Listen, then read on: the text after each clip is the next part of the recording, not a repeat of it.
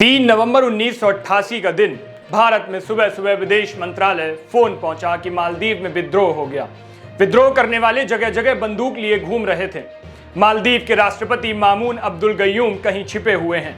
ये फोन इसलिए आया क्योंकि 3 नवंबर को मालदीव के तत्कालीन राष्ट्रपति मयूम को भारत आना था, लेकिन उनका दौरा तत्कालीन प्रधानमंत्री राजीव गांधी के अचानक बने किसी कार्यक्रम की वजह से टाल दिया गया था। मालदीव में विद्रोही इसी ताक में बैठे थे कि गयूम भारत दौरे पर जाएं और वो मालदीव में तख्ता पलट कर दें। इसके लिए उन्होंने पहले से ही सारे इंतजाम कर लिए थे। श्रीलंका से उग्रवादी संगठन peoples liberation organisation of Tamil Eelam के हथियारबंद उग्रवादी मालदीव पहुंच चुके थे, लेकिन उग्रवादियों को जानकारी मिली कि गयूम का भारत आना टल गया। लेकिन तख्ता पलट की आग इतनी तेज धधक रही थी कि विद्रोही अपनी साजिश को अंजाम देने का अपना इरादा पूरी तरह से मजबूत कर चुके थे। श्रीलंका से उग्रवादी संगठन के लोग घंटे भर पहले ही बोट के जरिए मालदीव पहुंचे। वो पर्यटकों के वेश में थे। ये साजिश इसलिए रची थी कि श्रीलंका में कारोबार करने वाले मालदीव के अब्दुल्ला लथूफी ने उग्रवादी संगठन के उनसे संपर्क थे। हथियारबंद उग्रवादियों ने सुबह ही राजधानी माले की सरकारी इमारतों को अपने कब्जे में ले लिया। प्रमुख सरकारी भवन, एयरपोर्ट, बंदरगाह और टेलीविजन स्टेशन उग्रवादियों के नियंत्रण में चला गया।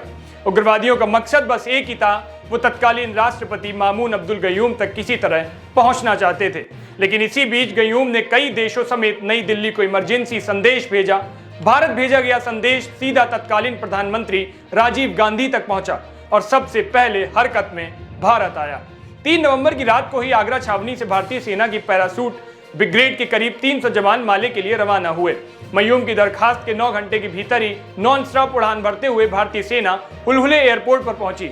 यह एयरपोर्ट माले की सेना के नियंत्रण में था और सबसे अच्छी बात उस वक्त तक यही थी।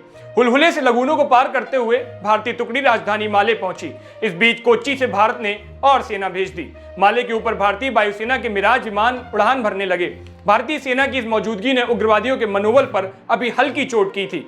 इसी दौरान भारतीय सेना ने सबसे पहले माले के एयरपोर्ट को अपने नियंत्रण में लिया और राष्ट्रपति गयूम को सिक्योर किया।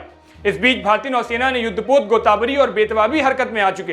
राजीव गांधी के एक इशारे पर उन्होंने माले और श्रीलंका के बीच उग्रवादियों की सप्लाई लाइन काट दी। कुछ ही घंटों के भीतर भारतीय सेना माले से उग्रवादियों को खदेड़ने लगी। वापस श्रीलंका की ओर भागते लड़ाकों ने एक जहाज को अगवा कर लिया। अगवा जहाज को अमेरिकी नौसेना ने इंटरसेप्ट किया। इसकी जानकारी भारतीय नौसेना को दी गई और फिर INS गोदावरी हरकत में आ गया। गोदावरी से एक हेलीकॉप्टर ने उड़ान भरी और उसने अगवा जहाज पर भारत के मरीन कमांडो उतार दिए। कमांडो कार्रवाई में 19 लोग मारे गए, इनमें ज्यादातर उग्रवादी थे। इस दौरान 2 बंदूकों की जान भी चली गई थी। आजादी के बाद विदेशी धरती पर भारत का यह पहला सैन्य अभियान था। अभियान को ऑपरेशन कैक्टस नाम दिया गया था। इसकी अगुवाई पैराशूट ब्रिगेड के ब्रिगेडियर फारूक बुलसारा कर रहे थे। 2 दिन के भीतर पूरा अभियान खत्म हो गया। गयूम के तख्तापलट की कोशिश नाकाम हो गई।